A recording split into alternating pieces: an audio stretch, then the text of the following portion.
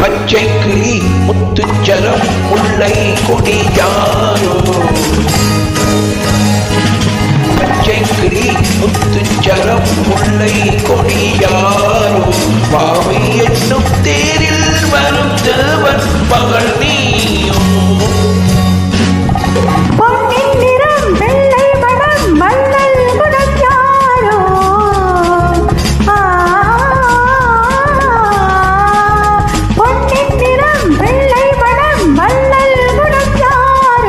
மன்னன் எனும் தேரில் வரும் தேவன் மகன் நீயோ